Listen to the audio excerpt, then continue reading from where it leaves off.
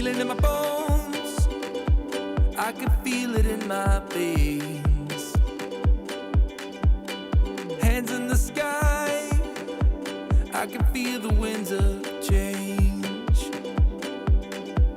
You live and you learn, and I hope I've seen enough to make something right and make up for what I've lost. I was down, but things are looking up. I wanna get high on you, caught by surprise by you. Want you to make my heart feel as much as I know it should. I wanna get high on you, caught by surprise by you. Want you to make my heart feel as much as I know it should.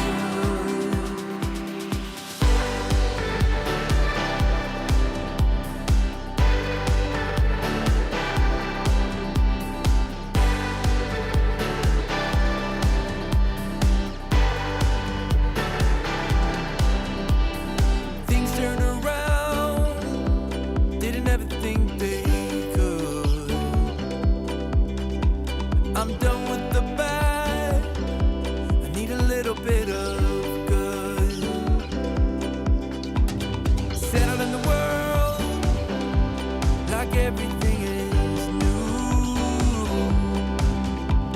Stepped on a path that led me straight to you. I was down, but things are looking up. I wanna get high on you, caught by surprise by you. Want you to make my heart feel as much as I know it should. I wanna get high on you, caught by surprise by you. Want you to make my heart feel as much as I know it should.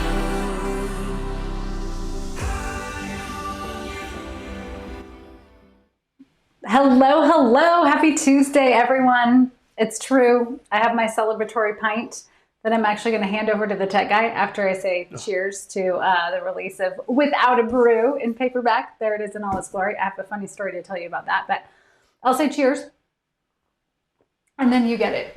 Awesome. Because let's be real, I can only drink out of a straw when I'm doing a live because there is no chance, absolutely no chance that I would not end up with that beer straight down the front of me. Guaranteed. Like I spill no matter what, but if I spill and I'm talking on a live, forget about it. Forget about it.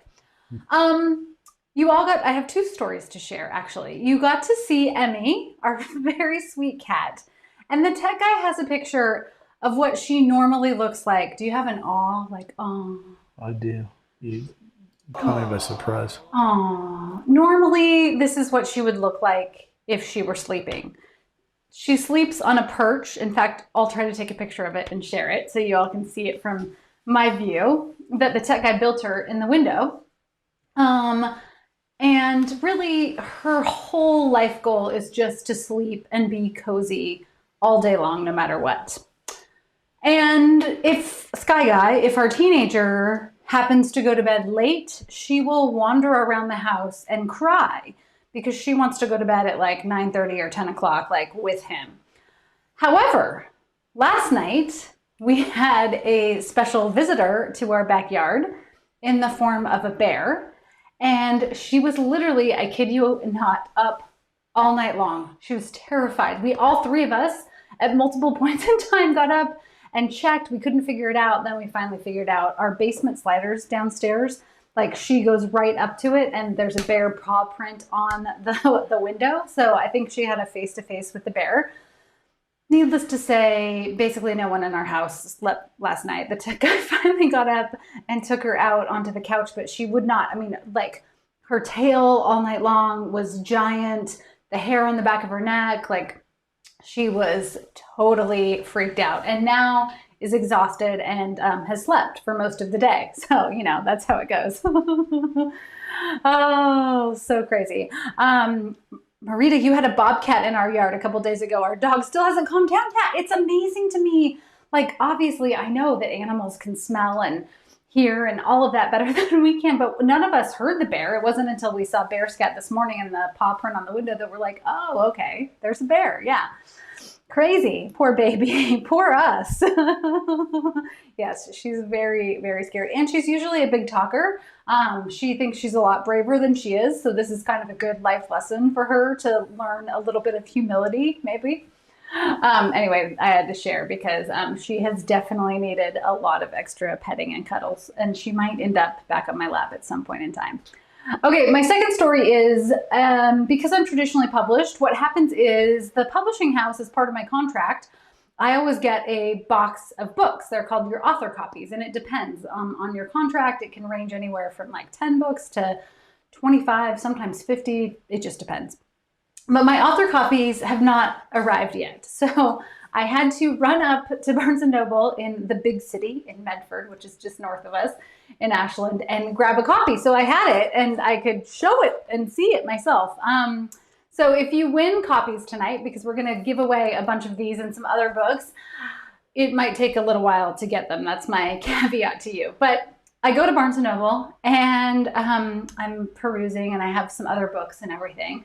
And I walk up to the cash register, and I happen to know most of the booksellers there because it's like one of my local bookstores down here in Southern Oregon. And I walk up to pay for my stack of books that I bought, as well as my own book, which is always kind of funny.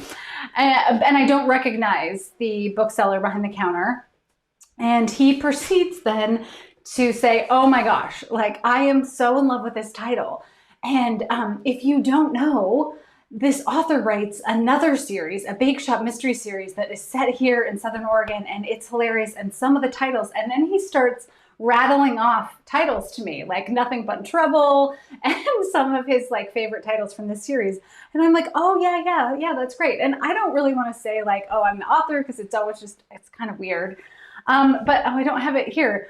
My phone has like my credit card and everything in it. And right now on the cover of my phone, it's Nothing But Trouble. And on the back, it's Without a Brew. I've shared my bookcase phone that the tech guy's gotten me before. So I go to pay and I'm holding my phone like that and I have to pull my credit card out. So what you see from the bookseller's viewpoint is this, is Without a Brew on the back of my phone.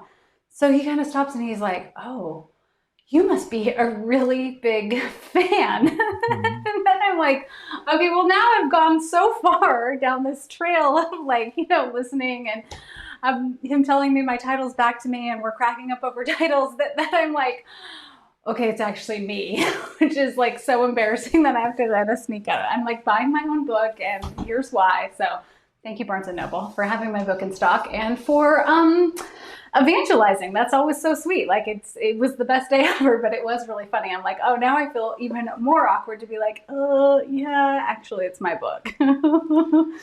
Oh, so funny.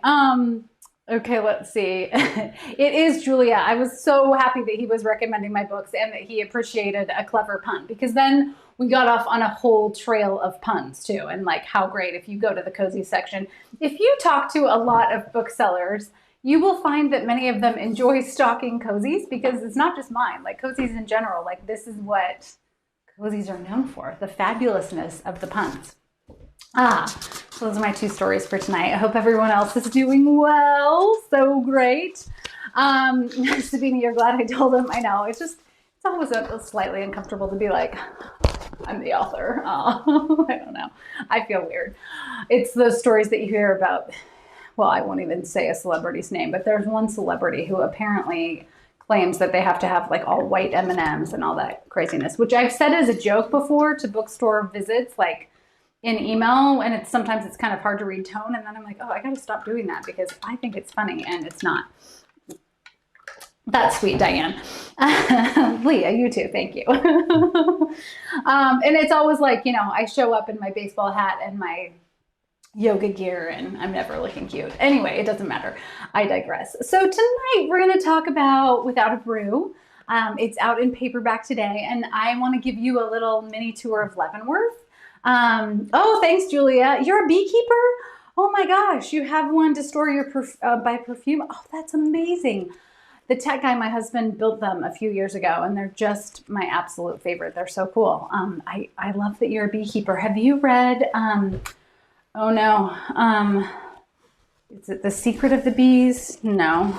Eileen Garvin, The Music of the Bees. The Music of the Bees. I got to read an early copy before it came out. It came out this spring. It was phenomenal. If you're a beekeeper, I think you would really enjoy it. It's fiction, but it's set in Hood River. And the woman who wrote it, Eileen Garvin, I think, don't quote me on that. I'll make sure to share. I'll look it up and share it after the fact. The Music of the Bees.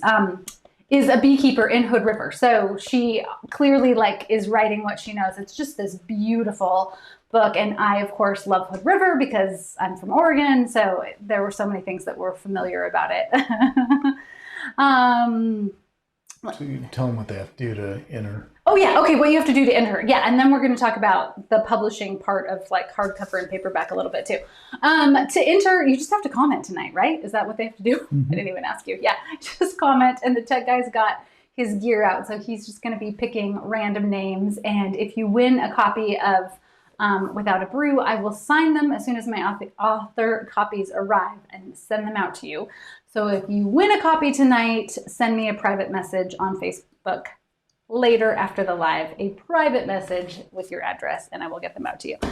Lenny says, I talked to my boss about my author friend, and she wanted to know who I said your name, and she flipped. You know Alexandra? That's awesome. No, we're friends. Yeah, tell her that. Absolutely. That's awesome. Oh, Julia, you'll like it. Did I get it right? Did you look that up? Yeah, it's Eileen Garvin. It's Eileen. Okay, yeah. Stephanie says, ooh, I love honey. I've always wanted to learn beekeeping. Me too. I am allergic to bees, but I love bees, and we have pollinator plants on our deck for the bees and the butterflies and the hummingbirds. So maybe you're gonna have to be on as a guest, and we'll talk about bees. How cool would that be?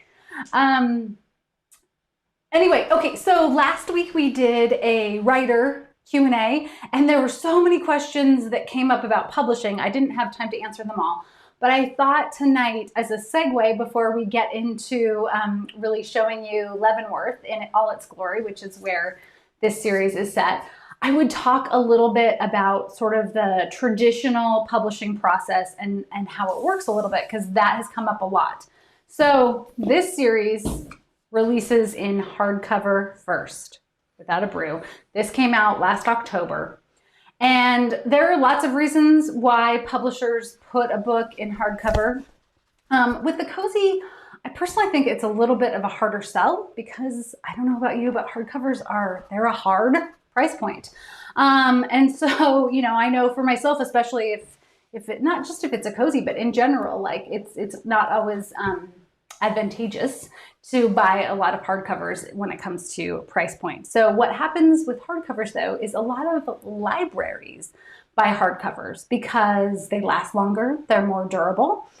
And then the other thing that happens is the publishing house will release the hardcover, and then anywhere from 6 to 9 months to even a year later, then they release it in mass market, paperback, trade, whatever format is that publisher's choice, basically, which is great as an author, because it's almost like I get to do 2 release parties. I kind of forgot about this book because I'd been working on book 5, and I've been thinking about that coming out in October, and then it's oh yeah, we're back. We're back with this one. So it's always fun because new readers, of course, discover a book when it comes out in paperback, and it gets this nice little new bump. So on that note, one thing that I learned just this last week, thanks to a Bookstagrammer, I have never taken off the jackets for this series. And I want to show you something that I just learned. Okay, so we have book 1, Death on Tap, right? Never had taken off the jacket, but it's blue. Okay, that seems right. That's expected. Have you done this with your hardcover? Do you keep jackets when you read a hardcover? I'm always curious about that too. Okay, Kind of No Return. It's darker. It's more like a navy, right? Eileen says, I wait for the paperback release. Yes, I know. Taylynn said, I didn't even know cozies came out in hardcover. I know, yeah. It's true. Not a lot of cozies come out in hardcover. Some do, but as a general rule, they tend to usually be in more like mass market, which I also think is easier because in mass market, my Bake Shop series comes out every 6 months. So it's easier to sort of build a readership and also get people excited because you know you don't have to wait like a year for the next book to come out. Okay, Beyond a Reasonable Doubt, book 3. Even slightly darker of a navy. Wait for it, wait for it, wait for it. Without a Brew. Guess what it's gonna be? It's yellow! How crazy is that? I had no idea. A bookstagrammer tagged me in a post with the spine and I was like, actually the tech guy was like, I don't think that's your book. I'm like, I had to come check. There you have it. It's an ale yellow. It's an ale yellow, yeah. It matches your beer, right? Okay, so then the other thing that has come up that is an ongoing question in terms of publishing are things like audio. So readers will say like, okay, well, when does it come out in audio? And here's the sad news. As an author, I have no control over that. So my agent sells a contract to the publishing house. They publish it in hardcover and then it comes out in mass market. But then all the other what they call sub-right categories, so this would be like foreign editions, audio, potentially long-term any like movie, television rights, everything like that is then sold to another publishing house. So there are publishers who just specialize in audio. So either then my agent or sometimes the house then has to go out and try to sell the series in this different format. So I never know. Like sometimes my series will be like, you'll see the first 3 books in a series on audio. Like that happens and then they go away. And then a different audio publisher will come in and buy the second half of the series or something like that. So it's constantly changing. And that's why if you look at audio, the covers are different because it's a totally different sales channel, basically. The same is true, I don't know if you can see them over there, the series sold in Japan. So foreign rights are completely different. And as the author, I don't have any say over like who the talent is for voiceover, for audio, for anything like that. Was that a question? That was. Do you have any input? Karl wants to know, do you have any input on audiobook narrators? No. In fact, usually what happens is my editor will send me like digital copies or sometimes, I don't have any right here, I have some in my closet, actual like CDs of the audio, which full disclosure, I have never listened to any of my books on audio. Not because I'm sure they aren't fantastic, but because I am my own worst critic. And I know that I will go through and just be constantly like, oh, why did you say that? You could have said better, blah, blah, blah, blah, blah. So that's a little bit like behind the scenes of how the process works. And I always love hearing from readers like, oh, I want it on audio. I do too. It's not just you. Or like, oh, why is it in hardcover? It's so expensive. Like, I get it. I know. I totally understand. And that's why it's always great to have a mass market release too. Let's see. Is buying an ebook as beneficial to you as buying a physical copy? Yeah, it totally doesn't matter. Supporting your library, like it's all the same on that end as an author. The ebooks, that gets done by my publishing house. So that's just like, that usually goes along with the hardcover release. It releases an ebook at the same time. How do they choose the colors? I have no idea. Yeah, I don't know. I definitely get input. We talked a little bit about this last week in terms of cover design. So like with this series, what will happen is when I finish the first draft or maybe the second or third draft of a book, I will send my editor kind of a little synopsis of what the book's about, what time of the year, the season, any other sort of like backgroundy details. Since this one is in Leavenworth, I always send pictures of Leavenworth. And this book is set, as you can see, in the winter during the holiday Light Fest. And so I made sure to send pictures at that time of the year. I will tell you that when the first book in the series, Death on Tap, came out, this is actually Leavenworth. Like, this is Leavenworth. They hired a cover artist from Wenatchee, which is just about 20 minutes away. So it was great because the cover artist was so familiar with Leavenworth. But then if you go to the Pine of No Return, Leavenworth doesn't look like that so much. There's no bell tower and, it's still kind of the vibe, but it's definitely not like, if you go to Leavenworth, and I'm going to show you some pictures, and you see the main drag, like it really looks like that. So fun. Let's see. Taylynn, I do feel like they captured Leavenworth perfectly. Like I'm so pleased by that. I love the cover artist for both of my series at Macmillan. They are just insanely talented, and it's always like they've taken what I have in my head and they just bring it to life in the best possible way. So I have no complaints at all about that. Let's see. You would watch it as a TV show. Wouldn't it be great? I know. And I want Jennifer Garner to be Sloan, just if we want to put that out there. Jamie says, I recently became a huge audiobook listener because I can edit press releases and read at the same time. That's awesome. You can multitask. That's great. The tech guy was just on a road trip, and he was saying it was so great to listen to audiobooks on a road trip. So awesome. All right. So that's kind of my background. Were there any other questions about that? No, this is so true. And Wendy says, the lack of audiobooks is deleting an entire reader base, the blind. I could not agree more. And I have tried. Like, I do everything I can to be an advocate.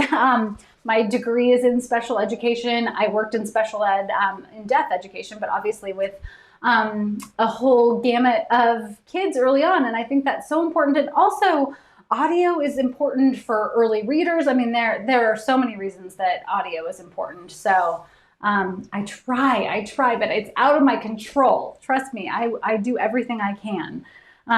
George says, Murder by the Book just canceled the restart of events. I did not know that. Oh, yeah.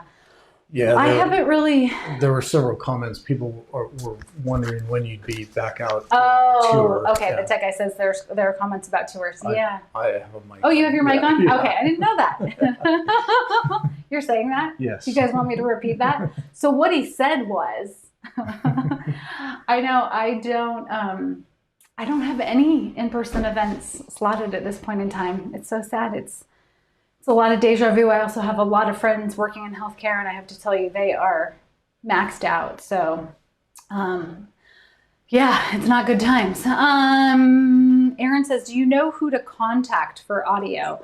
No, I mean, that's all done, like I said, through either your publishing house, depending. Some contracts, the publishing house likes to retain audio rights and sell those themselves. And sometimes your agent retains audio rights and they sell them. A lot of times agents will have secondary partners who they work with who will then go out and sell like audio and foreign rights and things like that. Yeah.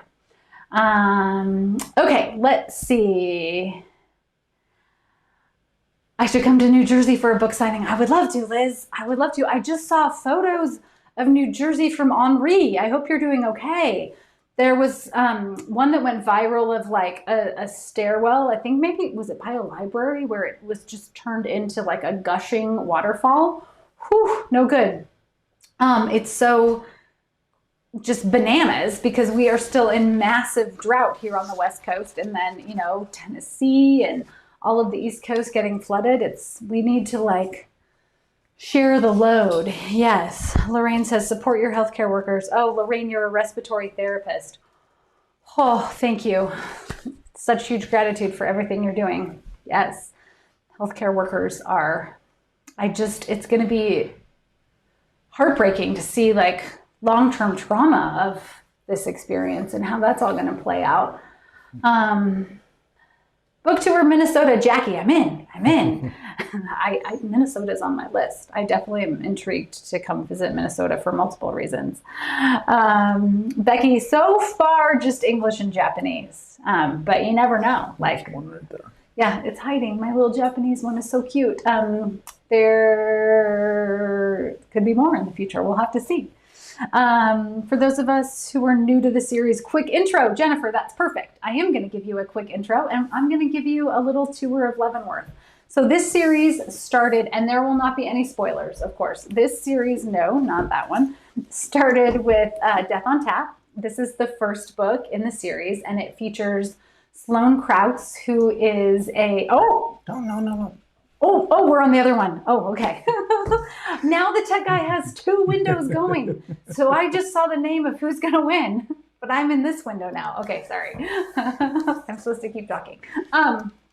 Okay, Death on Tap features Sloan Krause, who is a brewer extraordinaire. And and this is not a spoiler, she has been married to Mac Krause.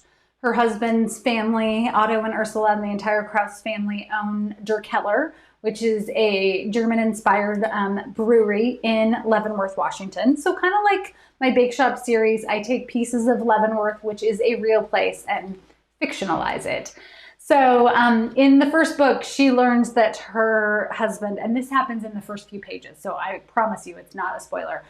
She learns that her husband has been cheating on her, and so this kind of like sends her on a trail of self-discovery. So she breaks away from the Der Keller family and goes to work for a new nano brewery, a very small startup called Nitro. And so this series is still cozy, but it's a little bit, I don't want to say heavier, but it's got a little more girth maybe, in that there is also a subplot that is running through the series about Sloan's search for her past. She grew up in the foster care system and she's never known her real family. And there's kind of a sub mystery around that is being solved over the course of the book so far. And so each book you have a big mystery that takes place, and that all gets wrapped up and solved. But then there's this other secondary mystery with Sloan and her kind of search for her past and who she is and finding family. And I absolutely love it. The one other thing I want to say about this that comes up with the publishing piece, and a question I get asked all the time, is Sloan is not only a brewer, she has this like nose for hops, and she's got this palate. She can put all these flavor combinations together, but she also is this amazing chef. So she's cooking with beer and baking with beer, and she's making all this very Pacific Northwest inspired food. But there are no recipes in the back, no recipes. And that's all because it came out in hardcover. So I will often get emails from readers saying like, oh, where are the recipes? They don't exist. They exist in my head, and I try every once in a while, especially around release day. I just shared my dad's recipe for Berlin bars, which we made a couple years ago when he was down. So I try to share recipes that I imagine that she would be making and baking at Nitro, but they're not actually in the books. And that's all just a publishing thing. Go crazy. Okay, now, Nanci Race, you're getting a signed copy of Without a Brew. Congratulations. Yay. And like I said at the beginning, in case you joined us late, just send me a private message at the end of the live and I will send out your books as soon as they come in. Yay. All right, so moving on, we are now in the series up to book 4, Without a Brew. And there it is. Look at that. This one is set. What I also love about this series is they all are kind of in this red, white, and blue theme at this point in time, although that's going to change slightly with book 5. In Without a Brew, Sloan has been working for Nitro for a little while now. Leavenworth in real life is very small, 2,000 permanent residents. It's nestled in the Northern Cascade Mountains. It actually, and you'll learn this if you read the series, it started as a logging and mining town, and it was kind of really run down, and really the town was about to go under and fold. And then in the 1960s, 2 very fortuitous members of the town went to the University of Washington, and sorry if anybody's a husky. They went to the University of Washington, and the University of Washington's marketing department helped them come up with a plan to save their little town. And because of Leavenworth's proximity to the mountains, and the Wenatchee River runs right through it, you have the enchantments. It's just this gorgeous beautiful, tiny little town with mountains that jut up all around it, they theorized that it reminded them of the Alps. So the Washington Cascades are known as the Washington Alps. And they said, why don't you turn it into a Bavarian village?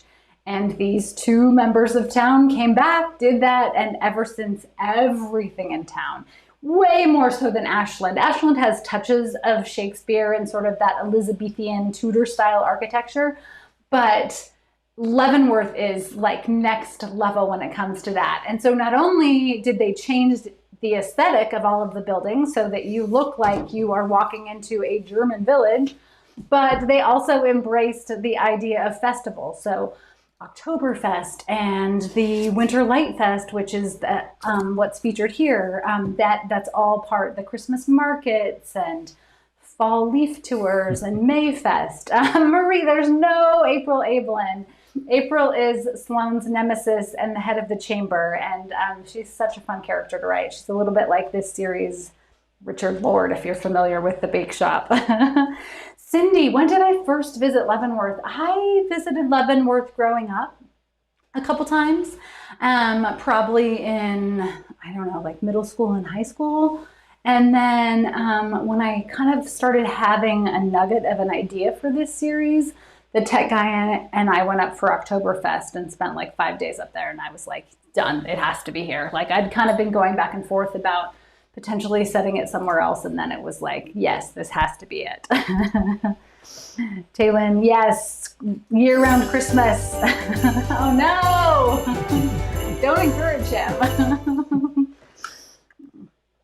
Okay, so without further ado, let's show some pictures. So this is taken at Oktoberfest, and I think this gives you like a good quick sense of what I'm saying about the mountains, because you have mountains here, but then you have mountains 360 everywhere you look around it. And the best thing is if you visit Leavenworth for Oktoberfest, like if you're not wearing lederhosen or something Bavarian, then you will feel very left out. Now in the series, April Abelin, who is the chamber president, she is constantly running around in her little like skimpy barmaid dresses and everything. If you visit Leavenworth during a non-festival weekend, you're probably unlikely to see any locals walking around like this. But festival weekends, absolutely. Like everyone in town gets into it. They all are part of the parade. And certainly all of the tourists who come into town are part of the party, shall we say. Toy says April's a hoot. She is a bit of comic relief, yes. Oh, Kristen Chenoweth. Oh, that would be so great.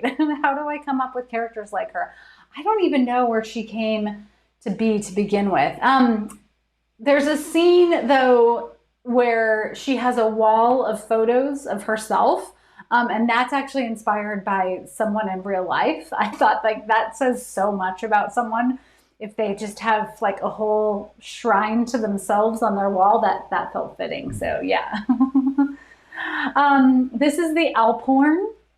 So every morning at the Enzian Inn, this is taken at the Enzian, the Alphorn serenades the village at 8 and then I think at 9 a.m. again. Every morning you wake up to the sound of this beautiful instrument reverberating through the mountains. So what you're seeing there, he's standing on the 3rd floor of the Enzian, which I think is like nothing's taller than 3 stories, but like that's basically the village. That's about as big as it is. You can walk from end to end pretty quickly. Yeah, isn't it just beautiful? The best root beer, George says. Ooh, I missed where, but yeah, I'm down with root beer. Love it. Is it better than bagpipes? It is better than bagpipes. This is part of the German breakfast feast at the Enzian. We've stayed at multiple hotels when we've gone up to visit, but every single time I absolutely have to do breakfast there because it's all the traditional German pastries. And in this series, not only is Sloan a baker, because apparently I can't get that out of my head, like baking is just like part of who I am, but also Ursula, her mother-in-law, who came over from Germany, is a traditional German baker. And so I think some of these breakfast dishes are definitely what you would find in Sloan and or Ursula's kitchen for sure. Oh, we got another one. Amy Nicholas, you are getting a signed copy of Without a Brew. Yay, yay, yay. Linda, right? Don't you want to go to breakfast? We need to all have a retreat there, and we'll just have like a bookish breakfast and devour it. 8 a.m. wake up call. I know, it's true. I mean, you could probably sleep through it, but if you want to get up to hear it, yeah, I feel ya. Okay, let's see. This is kind of the outside of the hotel where the Alphorn comes out for its morning serenade. But all of the buildings have these sort of touches, like those little bevels and then the windows looking out into the mountains. It's just really peaceful and quiet. There's another view of my pastries and some beautiful winter tulips. Oh, wow. I went all in for pastries, didn't I? Now I need a pastry. Come on. I feel like if Jules and Sloan would meet, this is all they would do. They would just like riff off of each other on pastry making. This is a little touch of downtown. So for Christmas, all of the shops, of course, get decked out with murals and window art and greenery and lights and everything. The lights come on right after Thanksgiving, the day after Thanksgiving, and now they stay on through March, which is part of the theme of Without a Brew. Without a Brew takes place in January, but a lot of like the Icicle Festival and Winter Light Festivals run through the winter, which is great because it's really dark. Obviously, you're up in the mountains. You don't get as much sun in the wintertime. So everyone in town decided, like, let's just leave the lights on through March because we need that little hit of joy. And then, of course, it brings more tourists in to see the lights. Leavenworth is about an hour and a half drive from Seattle, and you can also take the train to go out. Renee says, do you know all of this from research? Are you of German descent? I am not of German descent. Yeah, just a lot of research, especially the food. My aunt growing up, her husband was stationed in Germany, so they came back with a lot of German recipes. And so I remember that cooking with her. Yeah, but otherwise, no, just research. And it's fun. The research is my best piece of writing, I think. Have I thought about doing a crossover? All the cool kids are doing it. I would love to, Jennifer. Yes. At some point, I would love to. Sloan and Jules would sew win the British Bake Off. Yes. Oh my gosh. Maybe that's the theme of the crossover that I do. When did they meet? Did I miss it? Yes, Steph. So I did a short that's called Trouble is Brewing. It's only available in ebook. It's literally like a mini mystery, kind of like if you participated in any of the story collaborations that we've done, as a way to introduce Sloan. So Sloan goes down to Ashland for a beer festival in Lithia Park, and she and Jules meet and they solve a little crime together. And when I say a little crime, I mean like think Scooby-Doo style crime. They solve the case of a missing keg. It's That's super an important crime to solve. Oh yeah, it is an important crime. You're right. It's kind of cheesy, but it's fun. It was not fun to write. It was the hardest thing I've ever had to write because it was short. It could only, I can't remember if it's 50 pages. It's either 30 or 50 pages. So it's like a novella.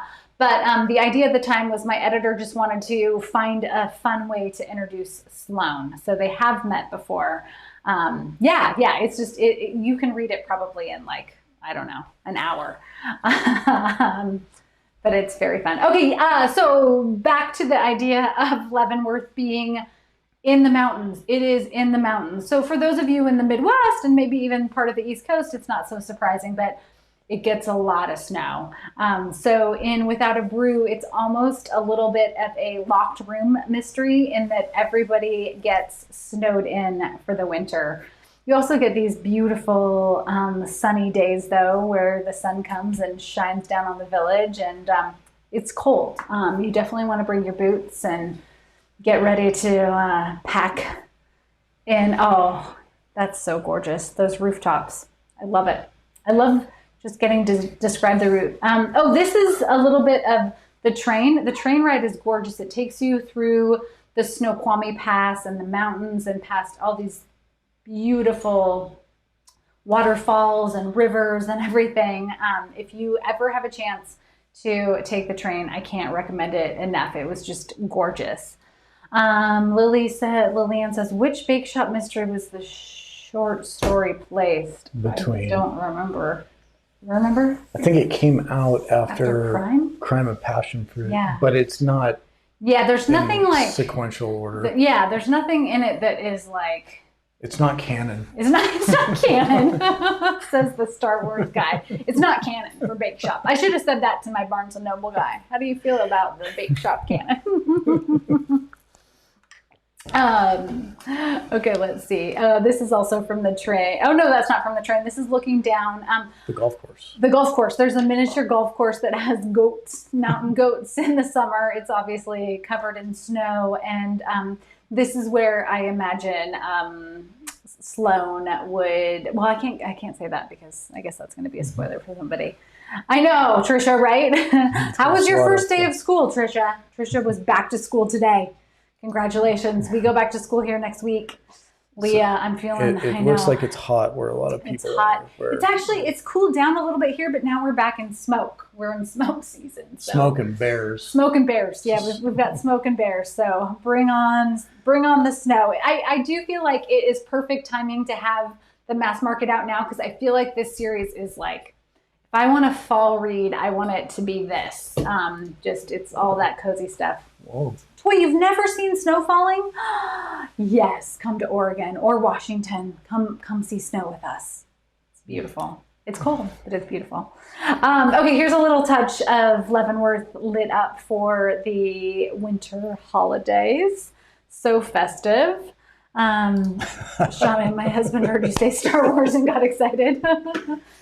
I will say that our kiddo has had his friends over the last few days. They're playing this like epic Star Wars. I don't know what the name of the game is. It's a role-playing game. It's a role-playing game, and they have been at it for like 8 hours a day. They are so into it, and I am here in my office writing, and I can hear them like getting into character. It's very sweet. There it is. And then this gives you a little touch of Leavenworth during Oktoberfest.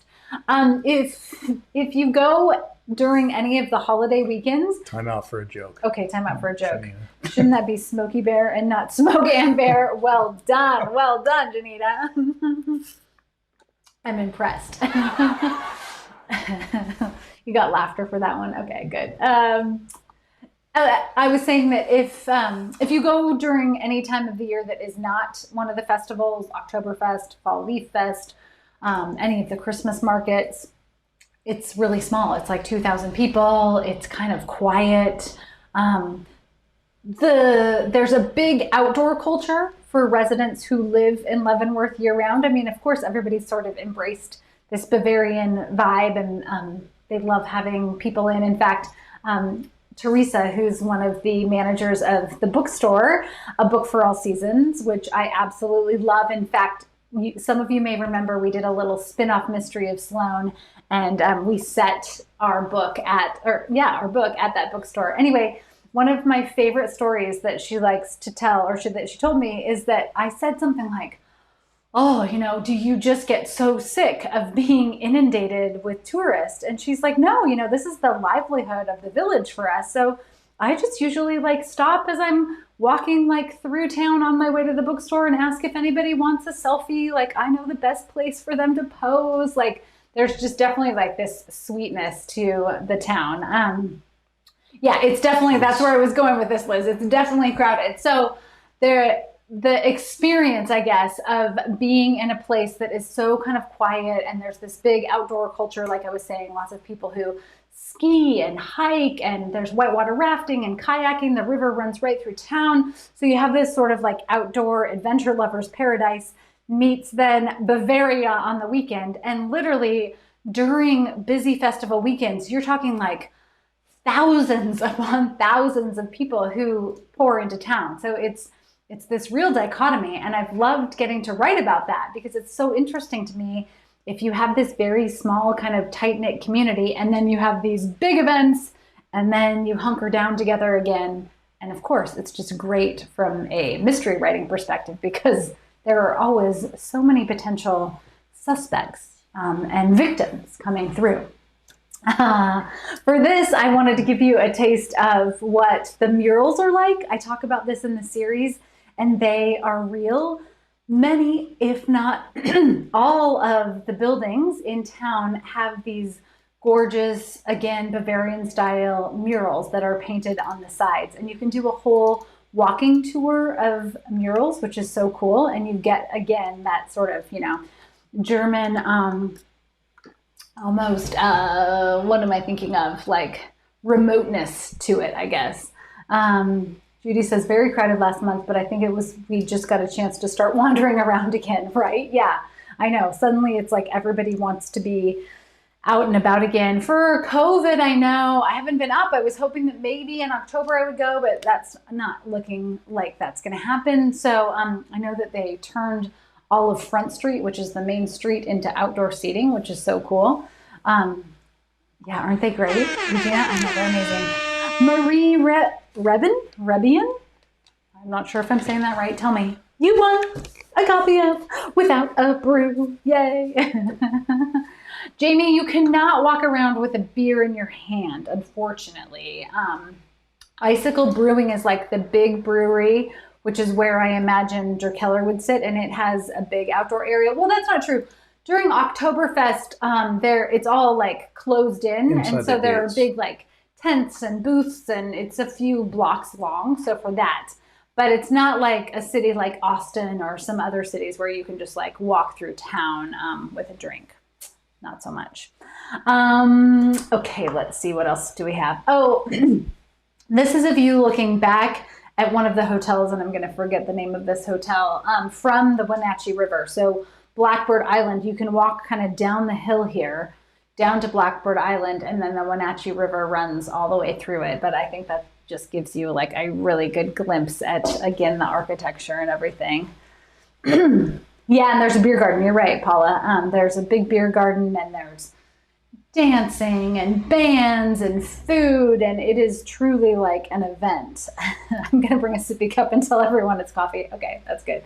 Wendy, is it the Blackbird Inn? Thank you. Yes, it is. Okay, and then I'm not going to say it yet. Can anyone pick up on what this is? Again, a very sweet mural. Look closely. Look really closely. See if you can figure it out. I know, isn't the architecture just amazing? It's so pretty. I'm totally in love with it. The problem is with writing the series like this, I could spend a lot of time just going on and on about how beautiful the village is and forget that we got to get to the murder. And then Sloan also has this secondary mystery that she's got to solve. So we have to get on it. You're seeing it. Yes, it's Starbucks. Can you believe it? It's like right there. I need a little pointer for the... Even Starbucks, the McDonald's, there's a McDonald's in town that is also like, instead of, you know, the neon golden arches, they're wooden carved arches in a very muted yellow and red. So everything in town from the outside has the same aesthetic. Isn't that amazing? Okay, and then last but not least, this is a little glimpse at the maypole, which leads us to book number 5. Book number 5 is coming out in October, The Cure for What Ails You. And you can see on that how, you know, we've got the spring vibes for that one. Up until now, we've had these sort of like dark, fallish reds and blues and a little touch of that gold. But The Cure for What Ails You is going to be set during the springtime, during Mayfest. So you're going to get these touches of spring flowers and everything in bloom. In this book, Sloan and Garrett Strong, her brewing partner, have been tasked with actually having their first booth at the Mayfest. Mayfest is really a true event that happens in May in Leavenworth. So there's another parade, and there's dancing around the maypole, and there are flower markets and farmers markets, everything that you can imagine with the lushness of spring. And in this one, it's the first time that they are actually doing an event. Up until now, the brewery is really small, so they haven't had the capacity, but they're starting to expand a little bit, and they're actually doing Mayfest for Nitro, and they're putting together all these beautiful spring beer combinations and food, and of course a murder's gonna happen. Ooh, yay! Another one, Tiffany Smith. Tiffany, you won a signed copy of Without a Brew. Send me your private information. I will send it out. Rachel, isn't the artwork amazing? I know, I'm totally in love with this one. I can't wait to share it. Jennifer, how did I pick the location for this series? You know, when I was first starting to think about Sloan, going back to starting off this live tonight where I was talking about my early years working in special education, I worked with a lot of foster families, and their experiences just like really resonated and stuck with me. So for a long time, I had known I wanted to write about that. I had this kind of character of Sloan in my head long before I knew that she was going to be a brewer or where it was going to be set. And the tech guy, say hello. Hello. Is a home brewer. True? Yeah. Although you haven't brewed for a while. But it's sad. It is sad. There was a while there where he was really into home brewing. And now we've just gotten busier. I don't know why. It should have been your pandemic project, but it wasn't. Anyway, he was into home brewing. I have never brewed. I don't have any interest in learning how to brew, but I am fascinated by the process because there's so much crossover with baking, which is what I do love. You know, it's all about science and art kind of mashing together because you have these basic ingredients in beer: hops, water, yeast. What am I missing? Grain. And you take them and then you make this incredible combination based on the fact of whether you put in dried orange peels or the style of hops and how long you brew something, or if you make a horrible rosemary beer and you put all the rosemary in it. Actually, that was your buddy who did that. Too much rosemary. Too much rosemary. That's a word to the wise. A little rosemary goes a long way. In any event, I knew I kind of was fascinated by that. And I'd had this character for Sloan in my head for a while. And I thought I was going to set the series in Portland because we were living in Portland at the time. And Portland is kind of like, you know, this beer mecca. But I'd already written my Pacific Northwest series and it just didn't feel right. It didn't feel like a match. Like I wanted more of a villagey vibe.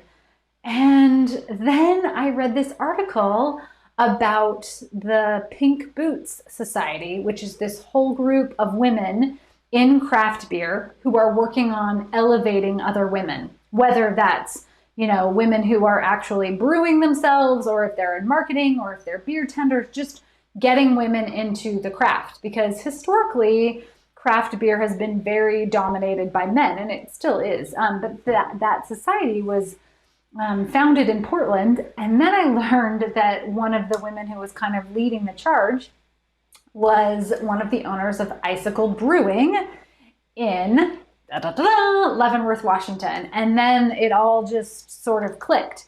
That's when the tech guy and I went up for a week during Oktoberfest, and I just really spent time thinking like, ooh, how could I set something here? And, you know, started piecing it together. And from there, like the story just, it was one of the easiest first books in a series that I've ever written, for sure. It just really came together. And Sloan's backstory in terms of her search for the truth about who she is, that all just sort of like came together very quickly too. So it felt very organic once I kind of landed on Leavenworth. It was like, Leavenworth was like, hello, yeah, pick me. And then I'm going to gift you this whole idea. I think I wrote like the sketch and like half the first draft on our drive back. It's like a 5-hour drive. Now it's more like a 10 or 12-hour drive. But at the time we were living in Portland. So it was like a 5-hour drive back from Leavenworth to Portland. And I sketched the whole book out and there it was. And I'm so happy because I can't imagine Sloan anywhere else. And I love the village vibe, and I like the mountains, and everything about it feels cozy. And then, like I said at the start, this series also has like a little bit more grit and depth to it. Toy says, I'm on book 2 and still no funny business between Sloan and Garrett. I kind of hope nothing happens. It turns out that they are related. Ooh, that would be a twist. We'll have to see. Nice job. Dun, dun, dun. Shauna, I do love research. That's funny. That's crazy. Oh, no way. I was just going to answer her question that I saw right there. Well, okay, I'll get back to that. But also, you want a copy of Without a Brew. Yay. That's hilarious. What was I going to say? Research. Right yeah. Come up. Yeah, I love living in those worlds is the reality. Like I spend a lot of time in these places in my head, for better and for worse. You know, there are certainly cons to that. Like I have to say like, okay, no, those people don't exist. But at the end of the day, I think there's just something so special about getting to create a world and then have you all like come in and live in it with me and also feel like you enjoy these same characters who I enjoy. Like we could all be friends. Like it's just amazing. Yeah, it's good. My parents are in Leavenworth as we speak, Wendy, for their 50th anniversary. No way. And your mom's reading Sloan. Oh, how fun. Like, I'll be eager to hear what she thinks. Hopefully she enjoys them. That's super exciting. You do such a fantastic job. Oh, thank you. You know, I only want to write about places that I love. I can only write about places I know. I take these places that are real and I tweak them in my imagination. But as you can see from this little photo tour, and if you've seen my other stuff with Ashland, I don't have to work that hard. I just really take the bones of a place and then I tweak it a little bit. So it kind of feels like cheating a little bit, but I am always happy to be an ambassador for these places in the Pacific Northwest because I think everyone should come visit. They're amazing. Let's see. Tech Guy, remind me if you have the beer app Untapped. Oh yes, he does. Oh yeah. Oh yeah. Yeah, he's on it. Don't you worry. I'm closing in on my 1200th unique beer checked in. It's a problem. It's legit. Okay, let's see. Any other last questions? Will you ever make Nitro gear? Yeah, the tech guy made a Nitro bottle opener and some coasters. Oh, earrings. Yes, hop earrings. You're not wearing. I'm not wearing. I should have worn them tonight. I totally spaced it. Yes, hop earrings are coming back in stock. He's making some amazing earrings for Etsy, so stay tuned for that. I want to get the t-shirt you're wearing. This is in this the tech I made, Cozy Vibes, and this is in our Etsy shop. So you can get this t-shirt. This one is in. Let's see. Is there I just lost, sorry. Go back to those. Okay, thanks. George wants to know, how are the fires? Just talked to my sister. Every few minutes she would tell me, there goes another structure. She lives in the Anza Mountains about an hour or two from San Diego. They may have to evacuate. Oh, George, I'm so sorry to hear that. I will be holding your sister in my heart. We, knock on wood, at the moment, do not have fires, right? Or, I mean, not close to us is what I should say. They're all about an hour plus away. What happens in Ashland, my friend last night was telling me her husband's a geologist, and Ashland is like a perfect wine or champagne glass. We're just like right here in the valley, and the mountains go up on either side around us. So what happens is when there are fires, and there are fires all around us, like most of the West Coast is unfortunately on fire, that the smoke just gets trapped. So we are dealing with smoke and unhealthy smoke conditions, but we're not in any fire danger at the moment. Although the big fire that burned Talent and Phoenix, the two towns north of us last year, that the anniversary of that is on September 8th. So there's a lot of angst and sort of just like reliving that trauma as a community for sure. And fire season is not over in California for sure, which is south of us. You know, fire season is really October, November. So anymore, it's just unfortunately part of the summer, and it's really making us think whether or not, being here in summers long-term is going to work. Our son runs cross country.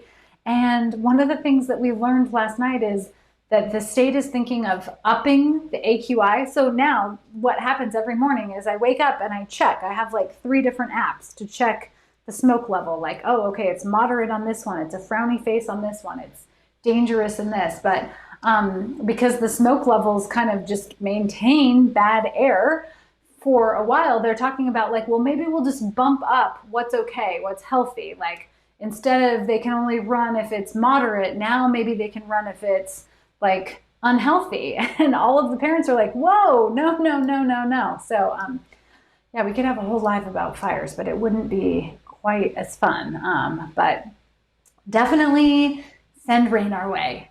Please send rain our way. I did hear on the radio today that they're thinking that we might have a wetter than normal September. So I'm putting all of my energy out into the world for that. My husband is on the beer app. He's taken photos of your books next to the beer. Oh, Cassandra, that's awesome. That's so cool. Tell him thank you. Hopefully he had good beers with the books. Nikki says, I recommended the series to a friend. Her Amazon guy delivered her book today. Oh, your friend got it before you. Well, thank you a million times for recommending it to a friend. Hopefully yours will get there soon. Trisha, I love your Etsy shop. Oh, yay. Happy birthday soon to you. Renee, will you ever have books on your Etsy, maybe signed? I would love to do that. The problem is that this is another like insider publishing thing.